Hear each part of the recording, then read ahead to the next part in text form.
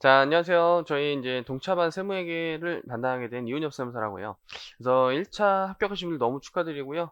저희 또 뭐 기본반, 아니면 객관식반, 뭐 스파르타, 아니면 또 새로 오신 분들 올해 동차 합격을 이제 다 기대하시고 열심히 하셔서 빨리 이제 세무사로 가시는 게 이제 모두 목표잖아요. 그러기 위해서 저도 최선을 다해서 저희 동차 세무회계 고득점 맞출 수 있게 최선을 다해서 강의를 할 거예요. 또 동차 GS 또한 저희 굉장히 문제 열심히 만들고, 그다음에 굉장히 다양하게 거의 실제 시험과 유사한 난이도, 실제 시험과 거의 유사한 어떤 표현들, 그런 걸로 이제 구성을 했으니까요. 꼭 이제 GS까지 참여하시고요. 그래서 처음 이제 동차반 첫날이니까 그래도 좀 오리엔테이션 좀 진행하고 이제 수업을 진행할 거예요.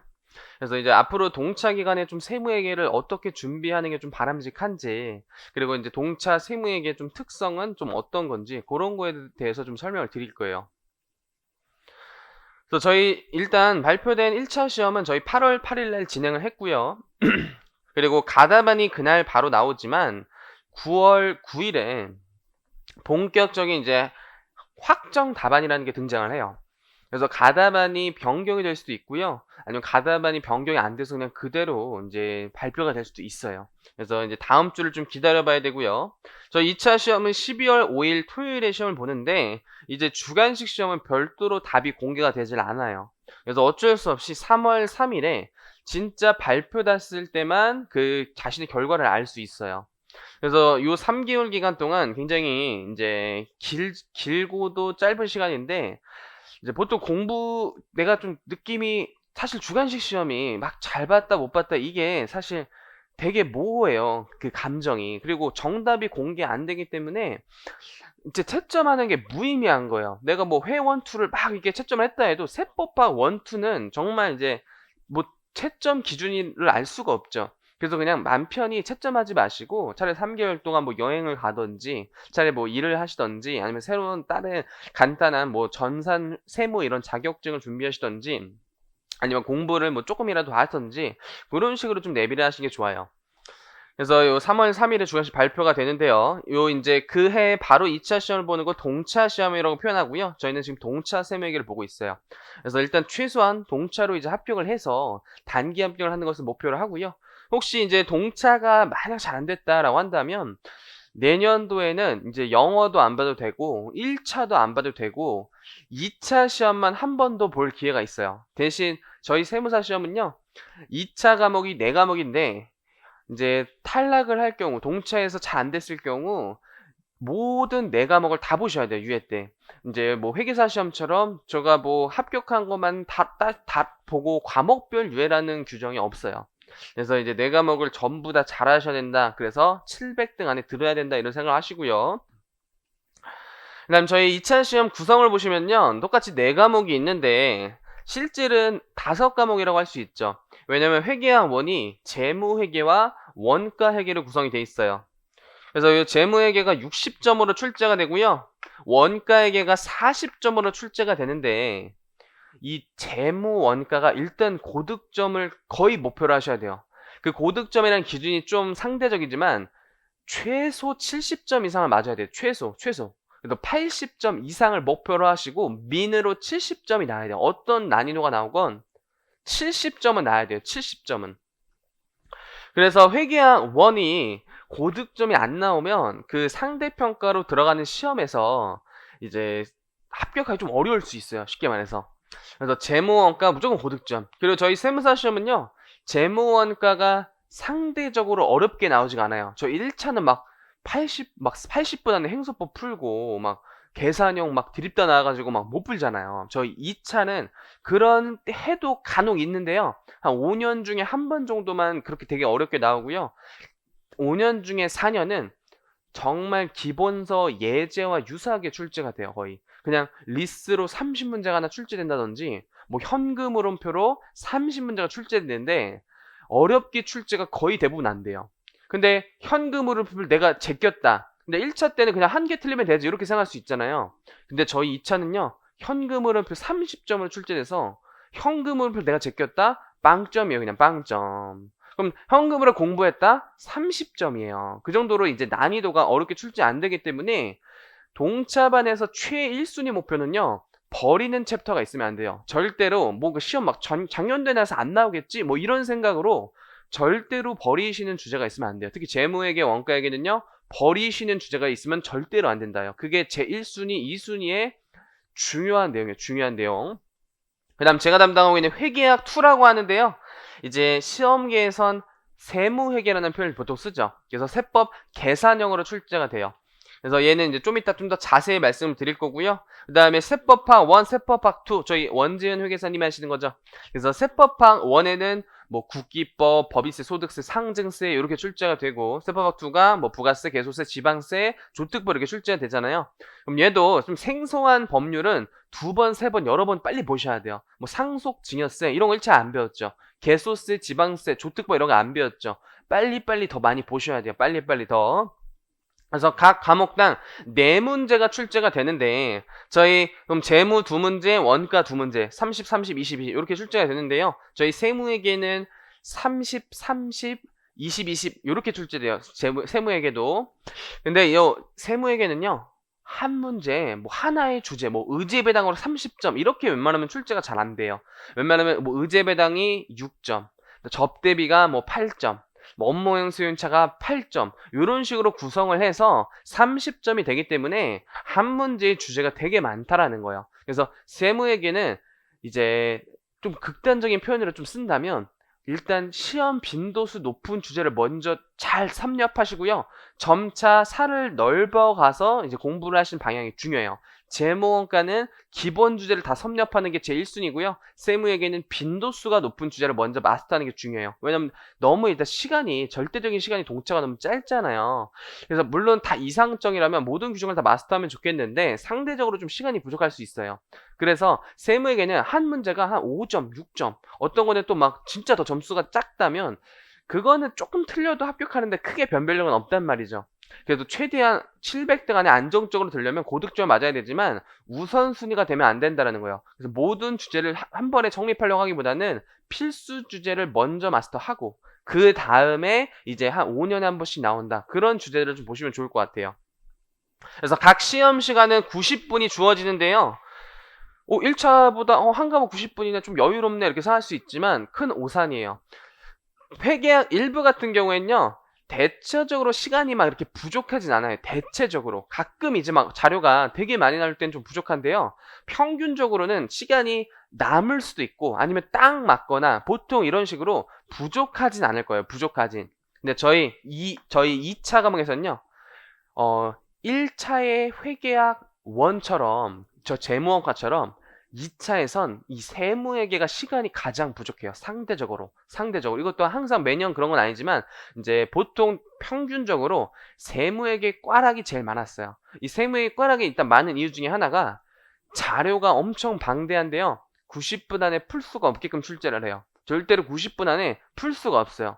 그래서 애초에 이것도 내가 전략을 좀 잘 짜서 공부를 단 한 후에 말씀을 드리는 거예요. 공부를 이제 일정 공부를 했다면 이거는 좀 시험장에서 후순위로 풀어야겠다. 왜냐면 이거 풀기는 푸는데 시간이 좀 너무 오래 걸리는구나 한다는 것들은 일단 뒤로 미루셔야 돼요. 1차 때도 그랬죠. 저희 재무원과도 막 흥분해가지고 다 풀면 안 됐잖아요. 1, 2, 3, 4 이렇게 푸는 게 아니라 1번, 그 다음에 5번이 쉽네, 7번 이렇게 좀 선별적으로 풀어서 다시 시간이 남았을 때 풀었잖아요. 세무회계를 그렇게 하셔야 돼요. 세무회계를 시간이 덜 걸리는 거 위주로 풀고 시간이 오래 걸리는 걸 늦게 풀어야 되는데 그러려면 반복 숙달과 저희 주말에 실제 시험과 유사한 그 시험을 통해서 다시 한번 GS 훈련을 많이 하셔야 돼요. 안 그러면 막 이제 나는 이거 마스터했는데 풀어야겠는데 했는데 막 시험장에서 막 한 문제 푸는데 막 30분 걸리고 그럴 수 있어요. 절대 그런 이제 실수를 하면 안 되기 때문에 세무회계 시간 배분 훈련도 반드시 하셔야 되는 거예요. 그 다음 저희 세법학 1이 또 상대적으로 시간이 부족해요. 저희 세투는요 대체적으로 문제가 되게 짧고 한 장 출제돼. 한 장. 저희 세무에게는 한 16장 이렇게 출제가 되는데요. 세법학 2는 한두 장밖에 출제 안 되기 때문에 세법학 2는 정말 시간이 좀 남아요. 다 쥐어짜서 마지막 진짜 젖먹던 힘까지 다 해가지고 한자라도 더 쓰시는 거예요. 근데 저희 세법학 1은 일단 문제가 엄청 길어요. 막 사례형으로 막 드립다 출제되기 때문에 문제 해석을 막 하려고 하다가 일단 시간이 막 지나갈 수도 있어요. 그래서 세법학 원도 일단 단순 법령 물음이 혹시 있다면 그 물음을 빨리 채워넣으면서 이게 대충 이 법령을 물어봤으니까 사례가 이런 거에 관한 거다 하면서 눈치를 채시면서 하셔야 돼요. 분명히 제가 배운 사례라면은 그냥 그걸 그대로 쓰시면 되겠지만 분명히 시험장에서 모르는 사례가 출제가 된단 말이죠. 그때는 그럼 단순 법령 문제를 빠르게 줬고 시간 남았을 때 다시 사례를 곰곰이 보신 다음에 사례 판단을 최대한 하시는 거예요. 세법학 원은 좀 시간이 부족할 수 있다라는 거예요. 그래서 저희 2차 합격 기준은요, 1차와 다르게 상대평가예요. 그냥 700등 안에 드시는 거예요.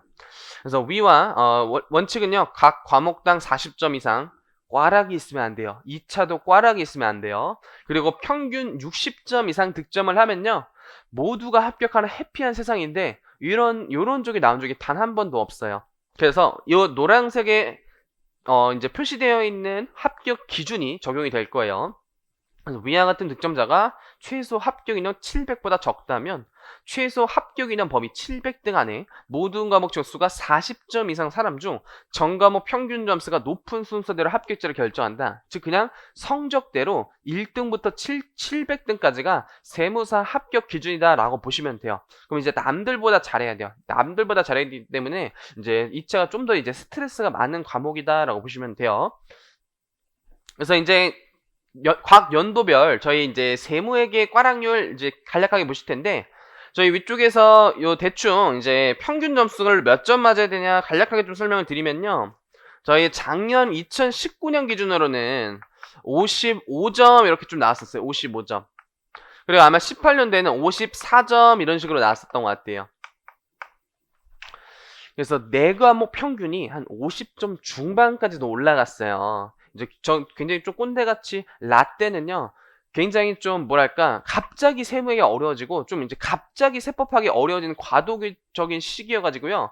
그때는 평균이 막 49점 이랬었어요. 평균이 49점.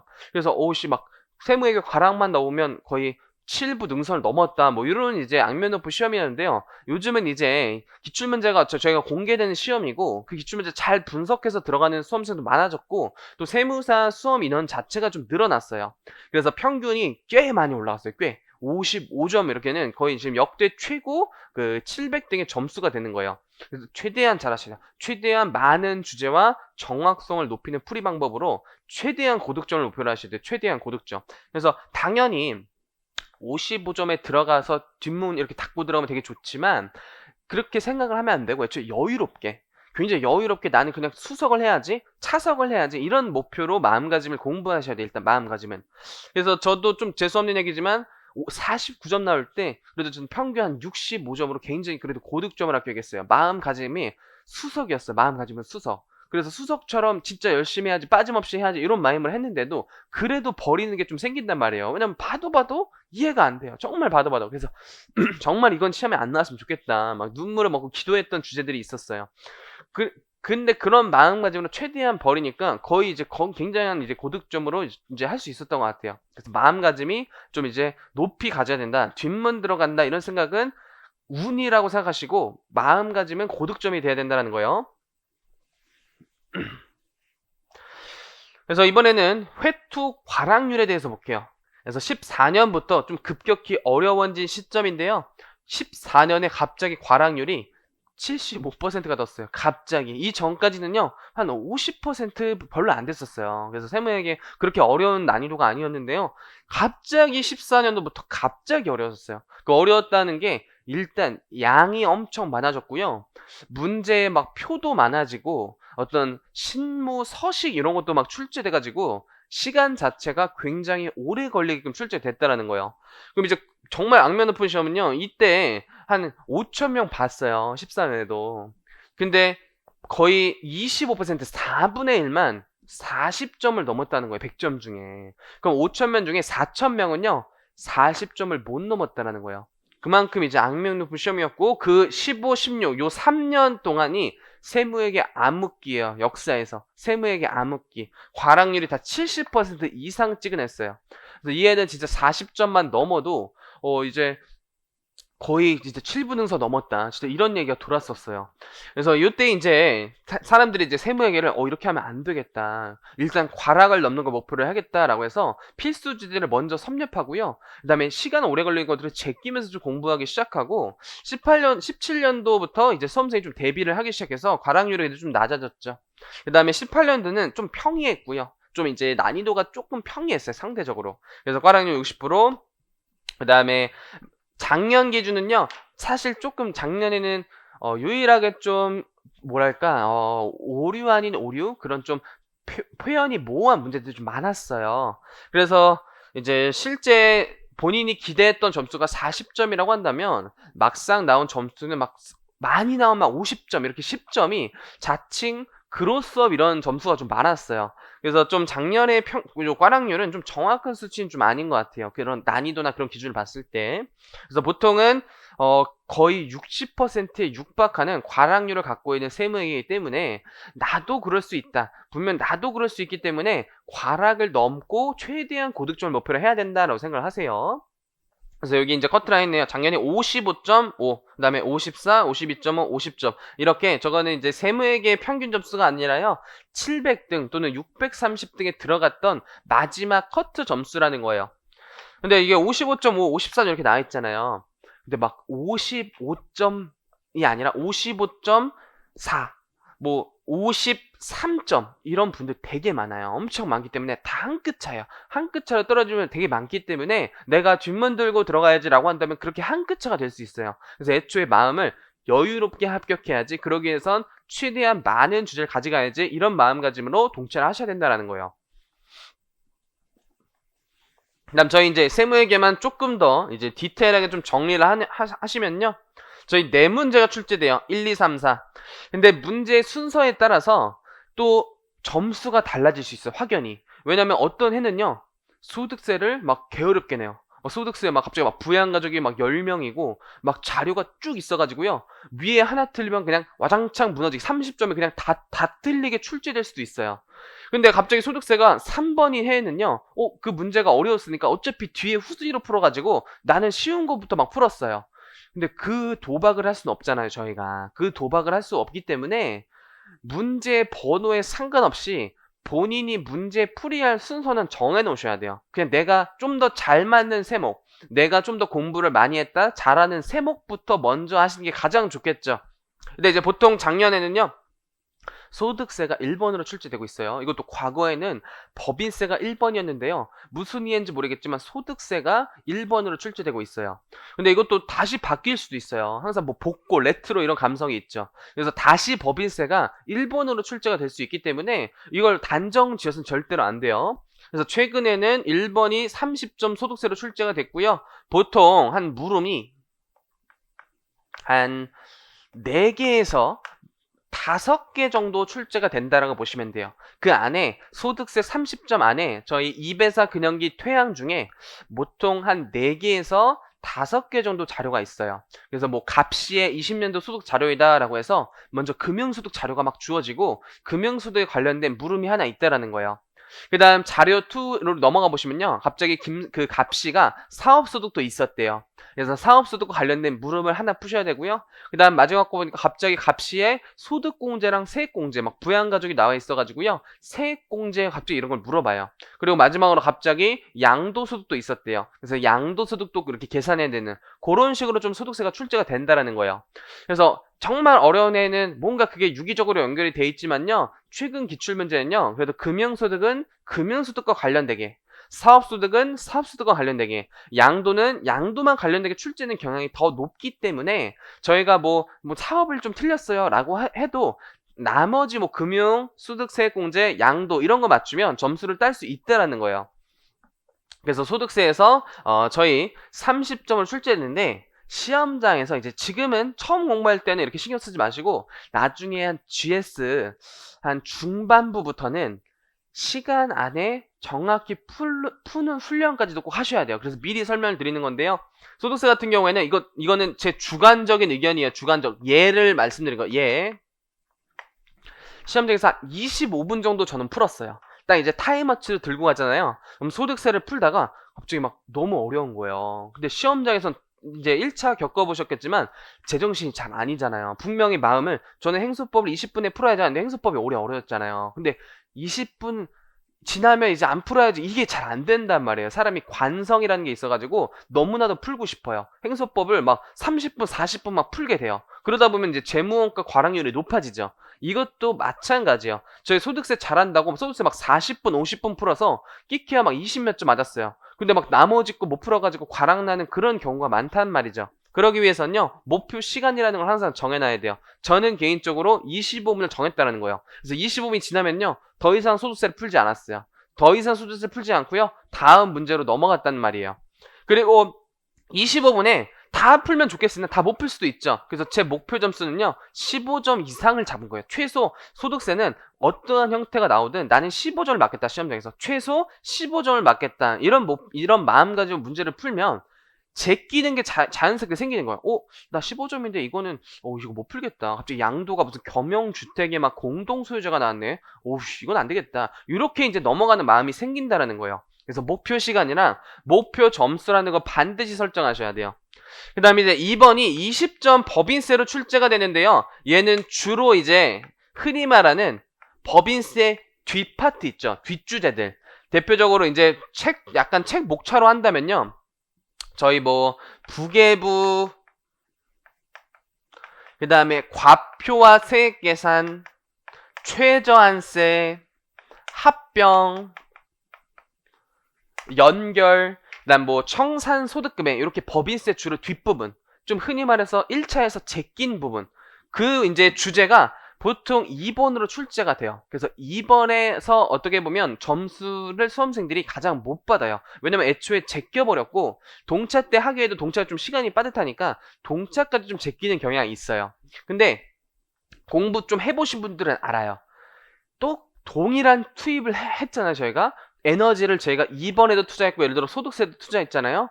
2번에서 점수 따는 게 훨씬 쉬워요. 그것도 사실 좀 주관적이고 상대적인 개념이지만 대부분의 수험생들은 느낄 거예요. 저 주제가 처음에 정립하긴 어렵지만 뭐 이렇게 뭐 불공정 자본거래, 과표 최저한세, 합병 분할 낯설어서 그래요. 낯설고 생소해서 그래요. 저희 재정학도 처음에 파레토 낯설었죠. 그래서 어렵다고 느껴졌지만 결국 시간이 지나면 그냥 파레토가 뭐였지? 그냥 자연스럽게 파레토가 되잖아요. 그런 느낌이라는 거예요. 그래서 특수주제를 동차 때 꼭 하시는 걸 저 추천드려요. 특수주제를 꼭 하는 걸 추천드려요. 근데 아무래도 절대적인 시간이 이게 한정되어 있는 시간이니까 그래도 시험에 많이 나오는 특수주제부터 하거나 아니면 최근에 너무 안 나왔는데 이제 개정이 됐거나 계속 실무에서 이슈가 된 주제 그런 것 좀 위주로라도 꼭은 가져가셔야 돼요. 오히려 특수주제는 쉽게 나오는 경향이 짙어요. 항상 그런 건 아니지만 대부분은 평이하게 출제가 돼요. 작년에도요. 앞에 주로 법인세 앞에 파트에 뭐 접대비, 뭐 기부금, 대손충당금, 감가상각비 엄청 어렵게 출제됐단 말이죠.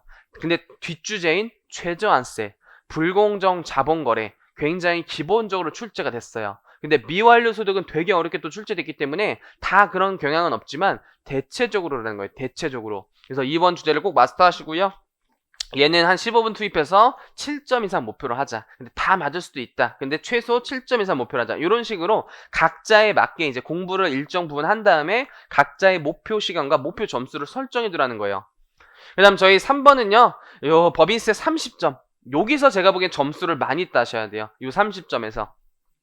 왜냐면 요 법인세가 보통 얘도 물음이 적게는 4개, 많게는 막 6개, 7개씩 출제돼요. 그래서 내가 만약에 업무형 소형차가 나가리 됐어요. 근데 다음 문제 접대비는 다 맞출 수 있어요. 그래서 부분 점수를 딸 수 있고 심지어 그 접대비 안에서도요. 세무조정을 묻는 물음이 되게 많아요. 항상 그런 건 아니지만 저 30점 안에 세무조정을 묻는 물음이 상대적으로 많아요. 근데 내가 접대비 한도 초과액은 뭐 하나 틀리면 나가리가 되죠. 근데 한도 초과 말고의 세무조정도 많이 나오잖아요.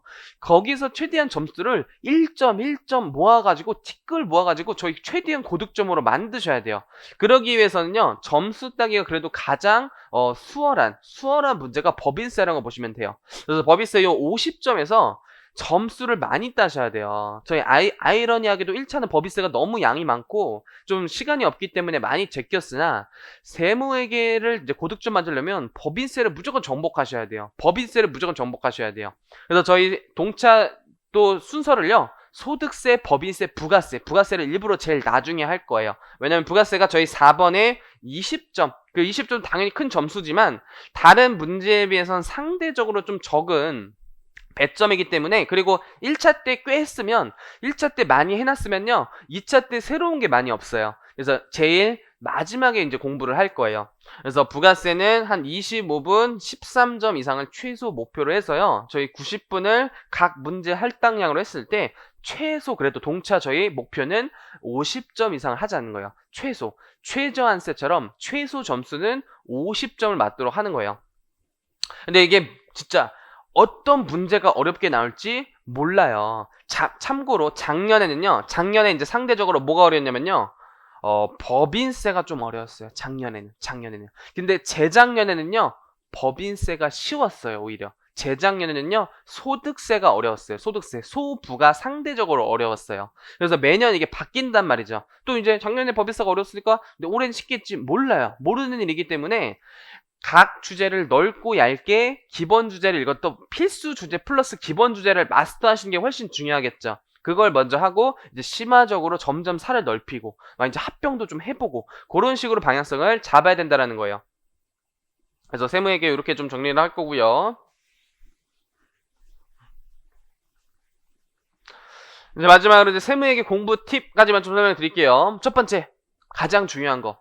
저희 세무사랑 그다음에 저희 세무회계랑 가장 난이도가 유사한 회계사, 이 세무사 회계사에 10년, 최소 그다음 5년을 먼저 하시되 10년 기출 문제를 먼저 정복하시는 거예요. 아니면 10년이 좀 많다라고 한다면 6, 7년 정도. 왜냐면 6, 7년 그 14년 전과 14년 후 그 난이도가 좀 확연히 차이가 나요. 이거 너무 쉬운 거 아니야? 그 당시에는 꽤 쉬웠었어요. 근데 14, 15, 16문제는요. 지금 봐도 굉장히 어려운 문제들이 많이 속해 있어요. 그래서 한 6년치 기출 문제를 먼저 마스터하면서 이렇게 시험이 많이 나오고 똑같은 함정 포인트가 또 많이 출제가 돼요. 그럼 똑같은 함정은 절대 틀리면 안 되는 거예요.